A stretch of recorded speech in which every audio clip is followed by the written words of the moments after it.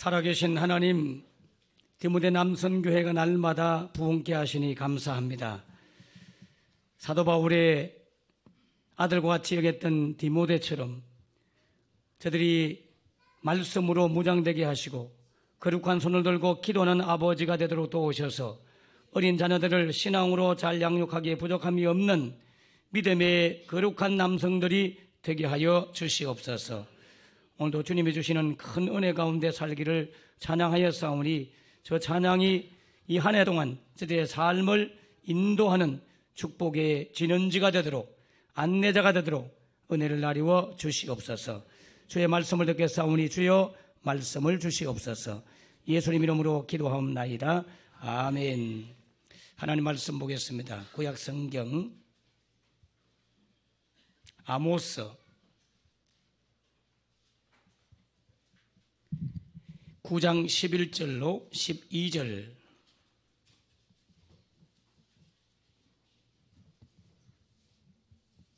아모스 9장 11절 12절 두 절을 보겠습니다.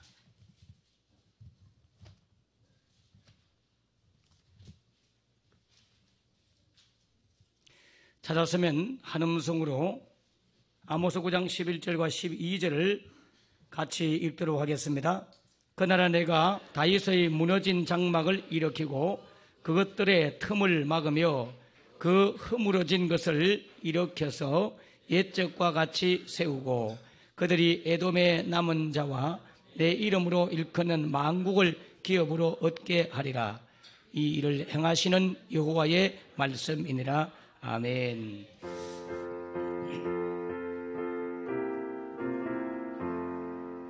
주님 우리의 마음을 여시어 말씀을 깨닫게 하옵소서. 아멘. 할렐루야. 여러분, 한 해를 살다 보면 늘 즐겁고 행복한 일만 있지 아니하고 때로는 원치 않는 어려운 일을 만날 수도 있습니다. 성경에도 보면 여름이 있으면 겨울이 있고 낮이 있으면 밤이 있다 그랬어요. 인생도 오르막이 있고 내리막이 있고 잘 풀릴 때가 있고 막힐 때가 있는 거예요. 그것은 예수를 믿어도 마찬가지고 안 믿어도 마찬가지입니다. 어떤 분들은 예수를 믿으면 만사가 형통되고 모든 것들이 잘 되고 풀릴 것이라고 착각을 하는데 그렇지 않습니다. 하나님은 자연의 법칙과 원리를 깨지 않아요. 특별한 사명을 위해서는 그 원리와 자연 법칙을 초월하여 역사하지만 그렇지 않고서는 자연과 이 하나님 만든 질서를 가지고 우리 인생을 이끌어가요. 그렇기 때문에 여러분들이 살아가는 가운데 힘들고 어려우면 어떻게 해야 될까? 그래서 제가 아무리 설교하는 것보다 더 좋은 훌륭한 설교자가 설교하면 좋을 것 같아서 1분 몇십 초짜리 설교 한 편을 어떤 목사님으로부터 어떻게 하면 될 것인가, 이 어려운 난국을 어떻게 하면 될 것인가 한번 들어보도록 하겠습니다.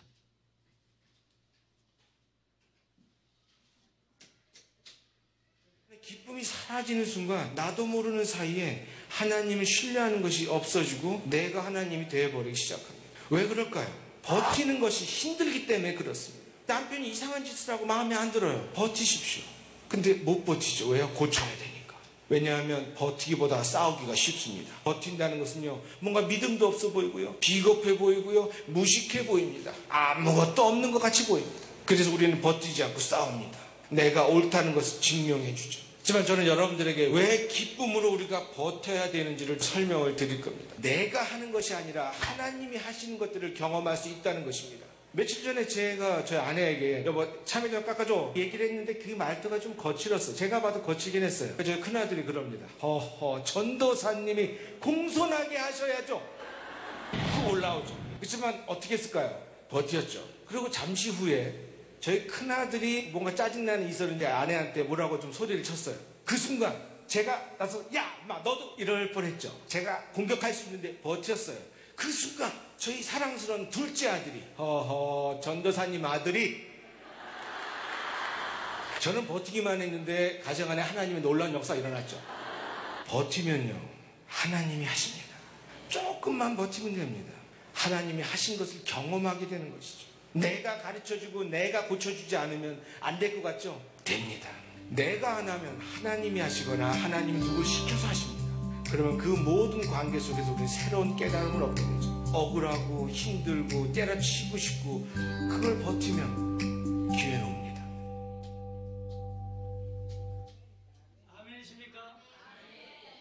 버티시기 바랍니다.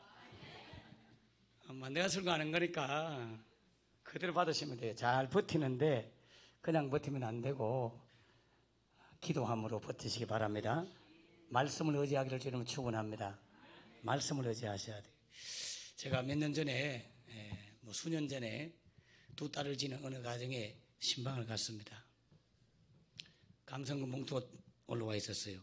가족들 이름으로 또 자녀들 이름으로 다 이렇게 정성을 다해서 준비했는데 그 자녀의 기도 제목을 보니까 동생이 하나 있으면 좋겠어요. 이렇게 남동생이 하나 있으면 좋겠어요 하고 기도 제목을 올린 사람이 있었어요.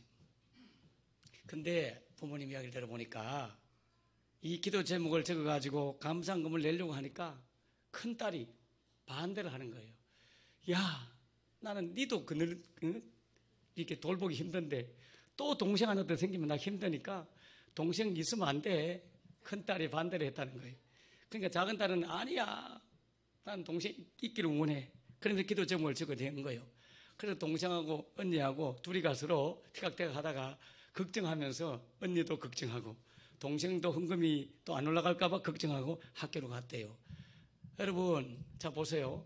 우리가 쉽게 감상금 봉투에다가 기도 제목을 적어냅니다. 그죠? 근데 그거 이루어질 줄 믿고 적어낸 사람 몇 명 돼요? 솔직히 말해서 입에 발린 말로 그냥 적는 경우가 많거든요. 근데 동생이 하나 있기를 원합니다 했던 그 아이는 그렇게 기도하면 진짜 동생이 있을 줄 믿었던 아이고, 야 그거 그대로 올려가지고 목사님 신방에서 기도하면 동생이 진짜 생겨, 그러니까 올리면 안 돼 하는 그 아이도 믿음을 가진 아이고. 할렐루야. 나는 너무나 그때 감동받았어요. 정말 얘들이 정말 믿음이 있구나. 옛날 그런 이야기 했잖아요. 비가 오기를 막 기도했는데 집을 났을 때는 아무도 우산 들고 안 간다는 거예요. 근데 꼬마아이는 아빠 우산 왜? 비 올지 몰라요. 비 오기는 뭘 와 임마. 날씨를 봐. 아니 아빠 지금까지 비 오기를 간절히 기도해 놓고는 왜 그러냐고. 그런 이야기 실제 어른들부터 듣잖아요. 그러니까 이 작은 딸과 이 큰 딸은 둘 다 믿음이 좋은 거예요. 그 기도하면 그대로 이루어지기 때문에 하면 안 돼. 기도는 이루어지기 때문에 반드시 헌금을 올려야 돼. 아멘이십니까? 그렇게 해서 태어난 아이가 민준입니다. 민준이. 김성무 집사님 집 이야기였어요. 하나님은 살아계십니다. 두 딸 믿음이 얼마나 좋던지 나는 너무 어디 두고 자랑거리고요. 어디 가도 진짜 그 설교를 제가 한 번씩 하는데. 근데 지난 주일 우리 말씀 카드 다 받았어요? 그 말씀 카드 다 읽고 뭐 해석이 다 되는 모양이지? 아무도 묻지 않는 거 보니까. 근데 어느 가정에서 아이들을 데리고 말씀 카드를 들고 저한테 찾아왔어요. 근데 초등학교 1학년 아이 말씀 카드를 딱 꺼냈는데 그걸 읽는 순간 제가 굉장히 당황했습니다. 하나님 왜 이러십니까? 왜라고 이런 말씀을 주십니까? 그 말씀이 뭐냐? 한번 읽어드리겠습니다. 초등학교 1학년한테 준 말씀. 오직 주 예수 그리스도로 옷 입고. 아주 좋았어요.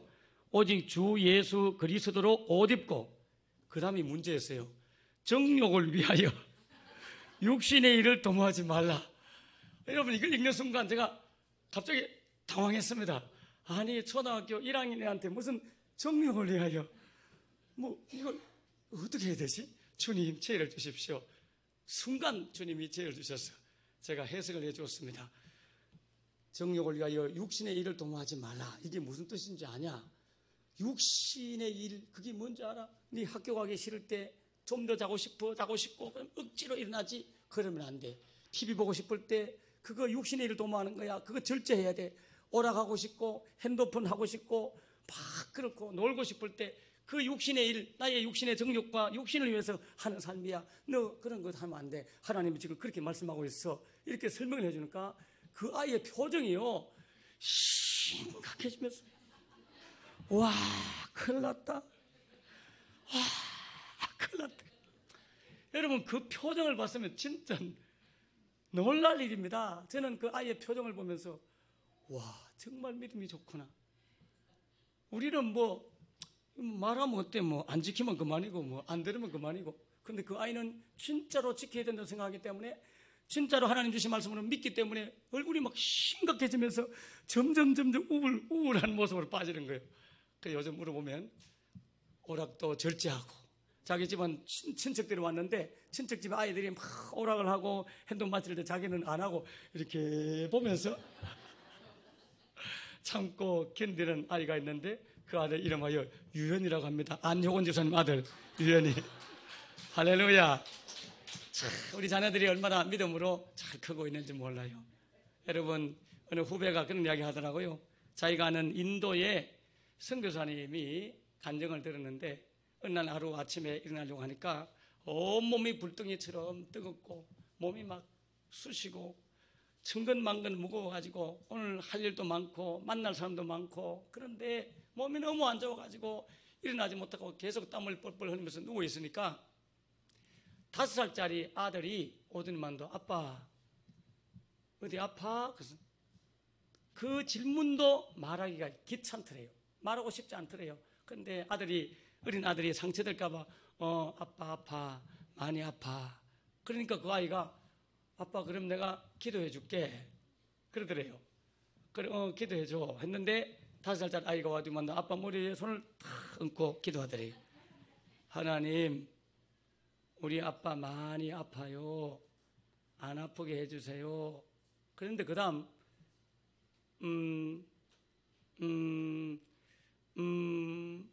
무럭무럭 자라게 해주세요. 아빠의 기도대로 그대로 한 거예요. 그걸 듣는 순간 아빠가 웃음에 팡 터지면서 깜짝 놀라가지고 벌떡 일어났는데, 신기한 거는 그 기도를 들으시고 치유가 됐다는 거죠.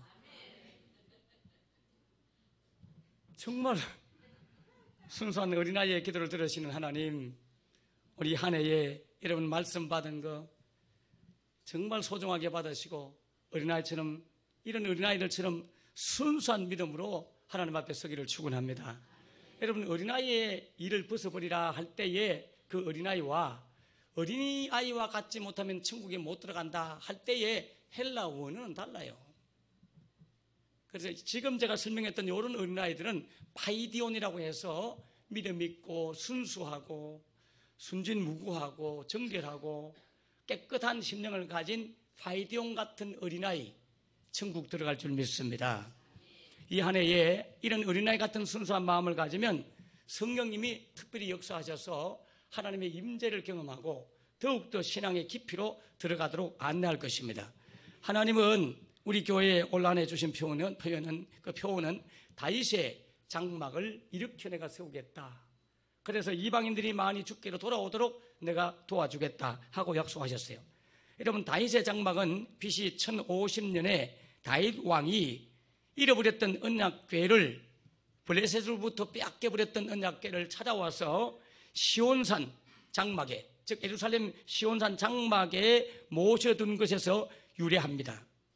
여러분, 이 장막이란 단어가 헬라어로 신약 성경으로 번역될 때는 스케노라고 하는 단어를 써요. 스케노. 그런데 구약시대 때는 이 장막이라는 단어가 장막, 회막 이런 몇 가지 단어가 나와요. 그중 오헬이라고 하는 회막이라는 단어가 있습니다. 여러분, 오헬과 그 다음에 나중에 미시칸이라고 하는 단어가 또 만들어지는데, 요거 차이가 뭐냐 하면, 어제도 제가 계속 앉아서 이걸 조사를 해보니까 법궤가 먼저 만들어졌을까요? 성막이 먼저 만들어졌을까요? 법궤가 먼저 만들어졌어요. 그래서 그 법궤를 만들어서 모셨던 그 장소를 회막으로 번역을 하면서 바로 오헬이라는 단어를 쓰고 있습니다. 임시처소였죠. 임시처소라는 단어가 또 다른 단어가 하나 있긴 있어요.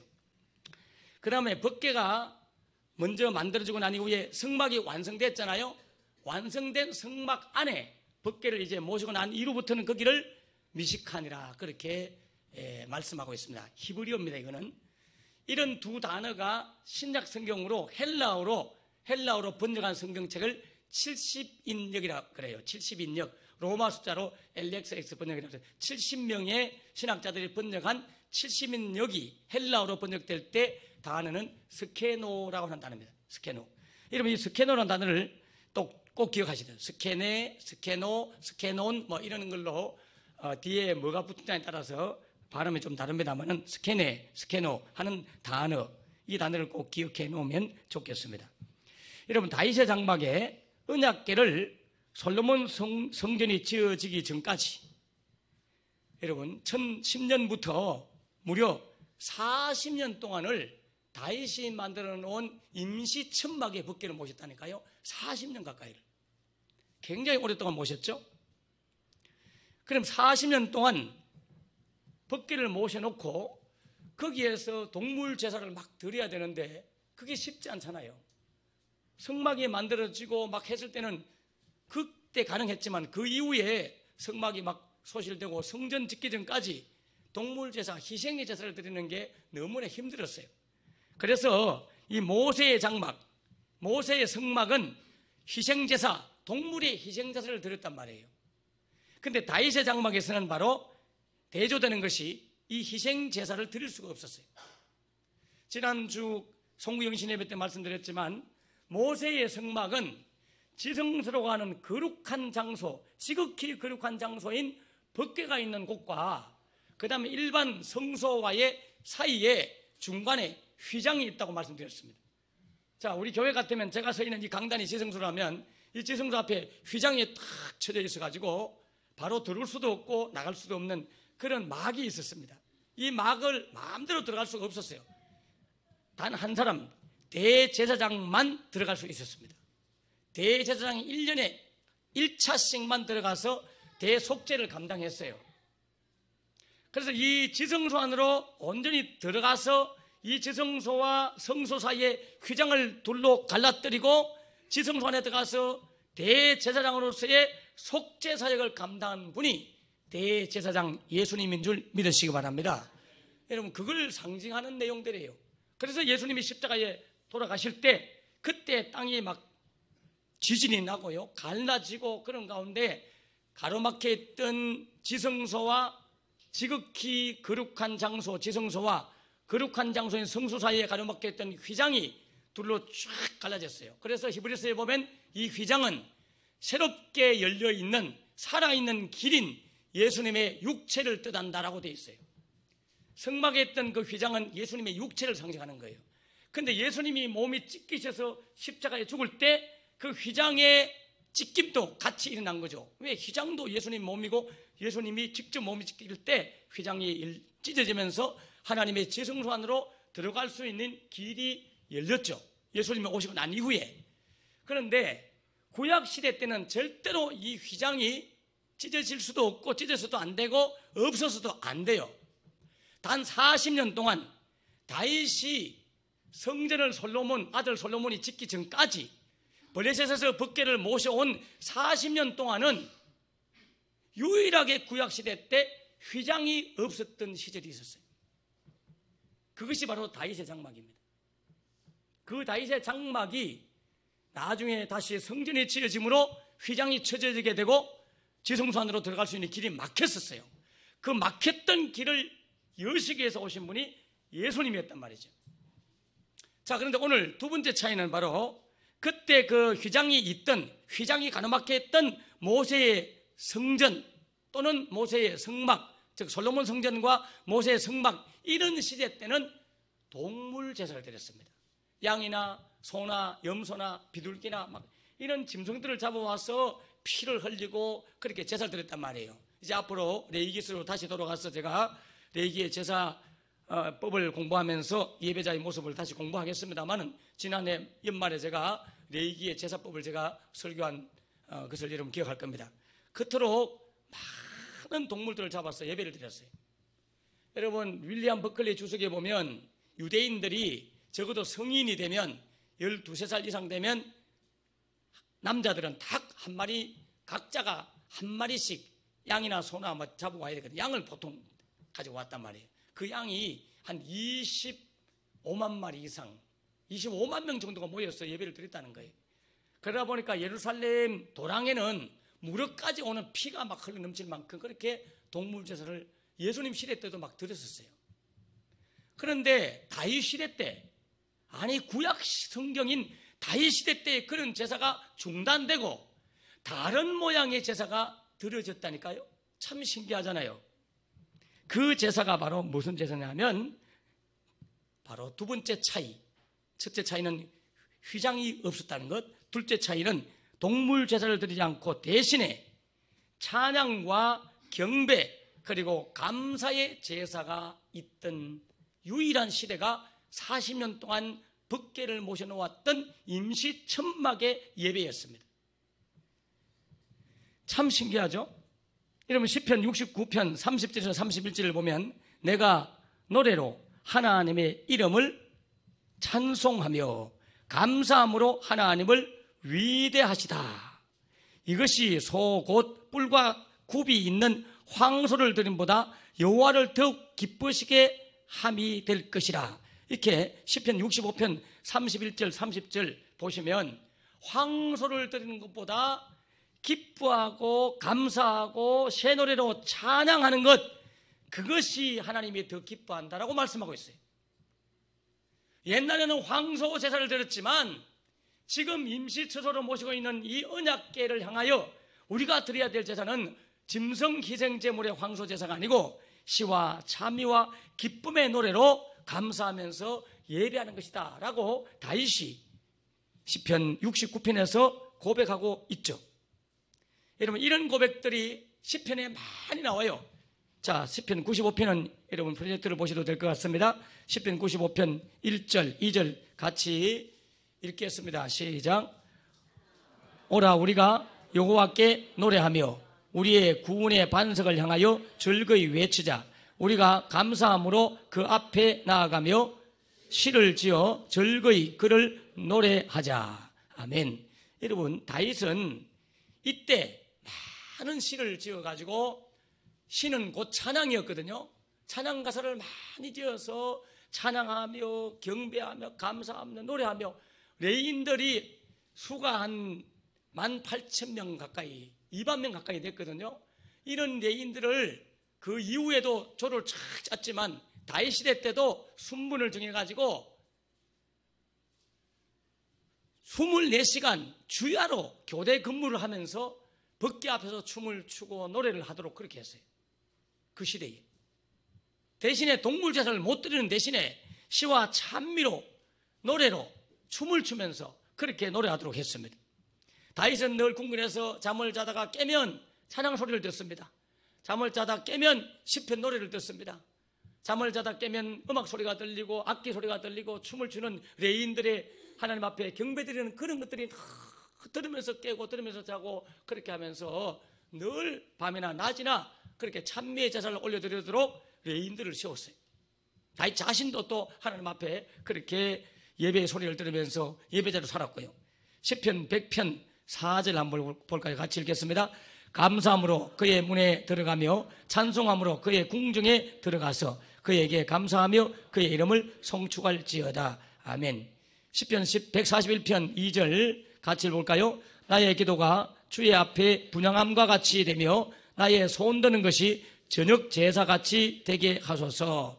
시편 144편 1절에서 2절 오늘 아침에 중보기도 때 읽어보았던 말씀이죠. 보라 밤에 여호와의 성전에 서 있는 여호와의 모든 종들아 여호와를 송축하라. 여기 보면 밤에 여호와의 성전에 서 있는 여호와의 모든 종들 이렇게 나오잖아요.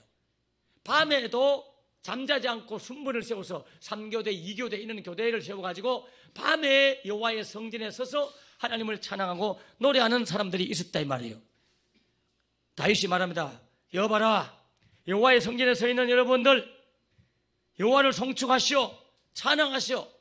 어떻게 찬양 소리가 지금 안 들려? 찬양하라고 그렇게 했다 이 말이에요.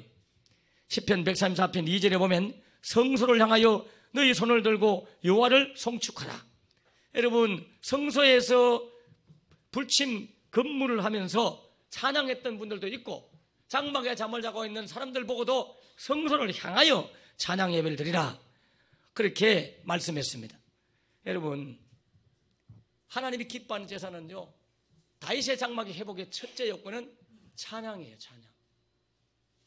그런데 이 찬양은 성령 충만할 때 가능해요.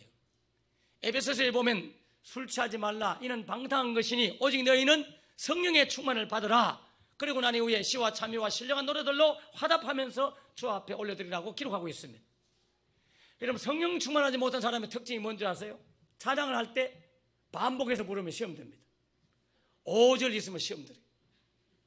언제 마치나? 아이고 또 반복하네. 이제 빨리 안 마치나? 이거 성령 충만하지 못한 증거예요. 어떻게 내 마음을 쪽지게 같이 알아맞히지? 혹시 그런 분이 있는지 모르겠습니다만은 여러분 그러나 성령 충만하여 다윗의 장막이 회복된 성도들의 특징은 찬양하는 것이 너무나 즐겁고 행복합니다. 그래서 기쁨으로 찬양할 수 있어요.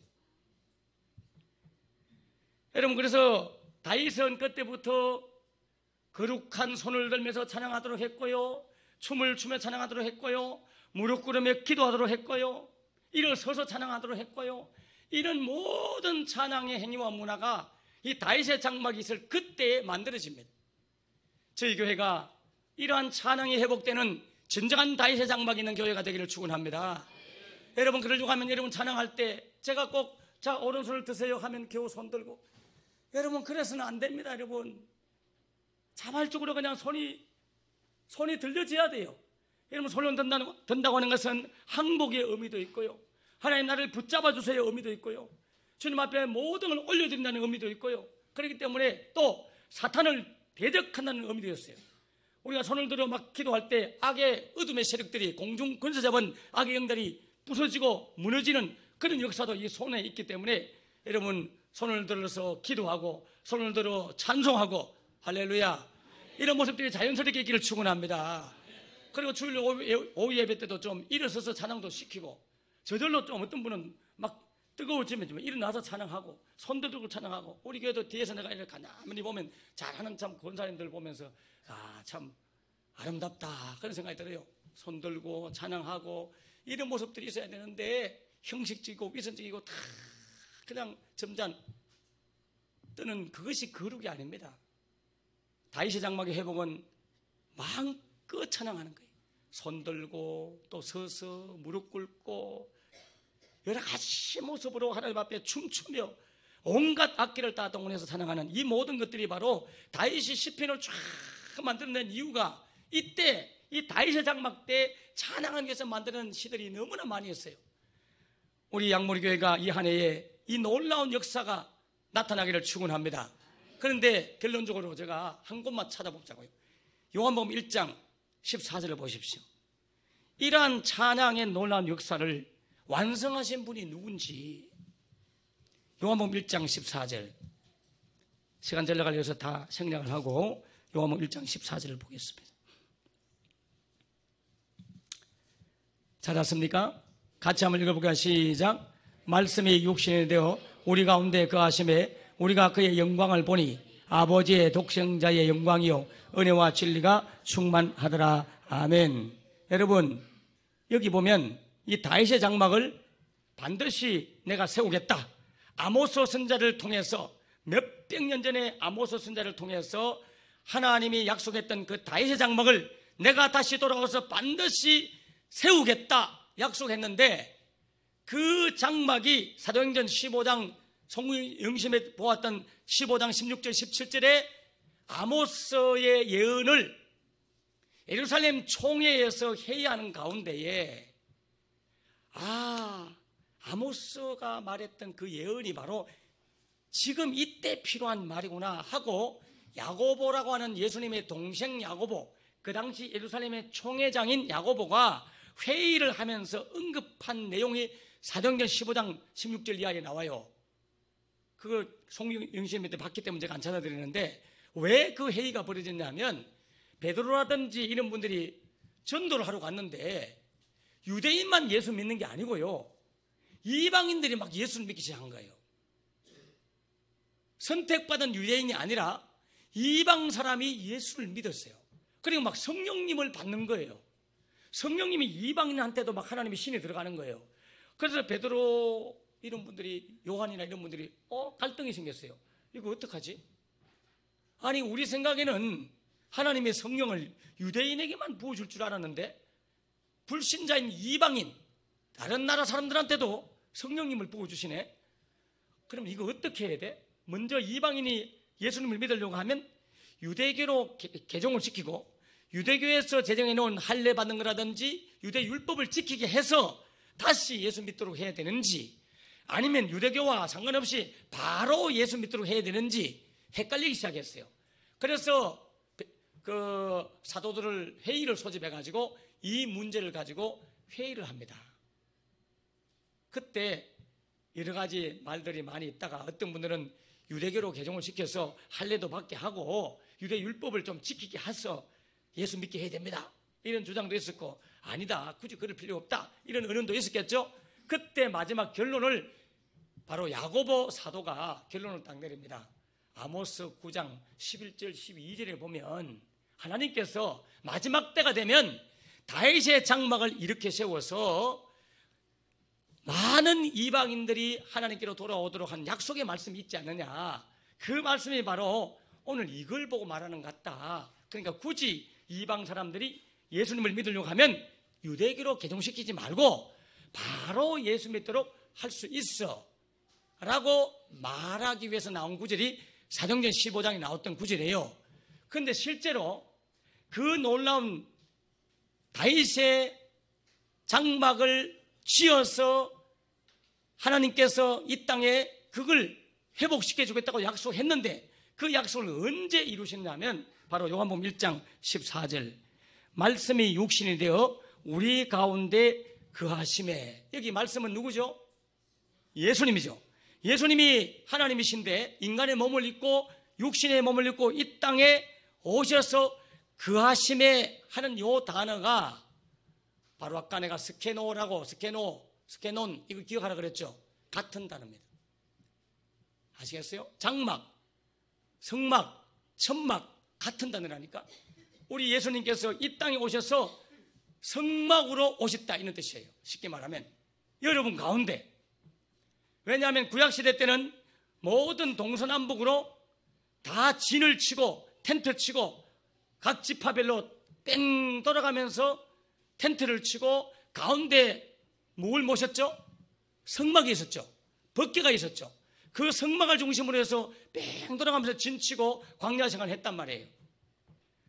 그렇게 성막과 법궤가 있었는데 이제 신약시대인 우리는 그런 법궤도 없고 성막도 없는 대신에 우리의 삶의 모든 영역의 중심에 누가 성막으로 오셨어요? 예수님이, 말씀이신 예수님이 우리 가운데 성막으로 오셨다. 할렐루야. 그러므로 그 예수님께서 성천하시면서 다시 어떤 분으로 오셨죠? 보혜사 성령님으로 오셨어요. 그래서 고린도전서 3장 16절에 보면 성령께서 너희 속에 거하시는 줄 알지 못하느냐, 너희가 바로 하나님의 신이 거하는 성전이 되었다라고 말씀하고 있습니다. 우리 예수님께서 이 다윗의 장막을 완성하셨고 지금 우리는 예수님 대신에 오신 다른 보혜사신 성령님을 모시고 사는 성막이 되었습니다. 여러분이 바로 다윗의 장막의 완성자입니다.